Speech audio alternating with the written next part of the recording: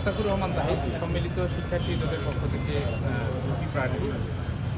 আমরা সম্মিলিত শিক্ষার্থী জোটের যে প্রচারণা এটা আজকে থেকেই শুরু করেছি, গতকাল থেকেই শুরু করেছি। যেহেতু আমাদের গতকাল ব্যালট নাম্বার আমরা পেয়েছি, ব্যালট নাম্বার পাওয়ার পর থেকেই শুরু করেছি আলহামদুলিল্লাহ। তো আমরা শিক্ষার্থীদের মধ্যে, আবাসিক শিক্ষার্থীদের মধ্যেও যেমন কাজ করতেছি, অনাবাসিক শিক্ষার্থীদের মধ্যেও কাজ করতেছি। আমরা জানি যে আবাসিক শিক্ষার্থীর থেকে অনাবাসিক শিক্ষার্থীর সংখ্যা বেশি, তো আমরা উভয় জায়গায় কাজ করার চেষ্টা করতেছি।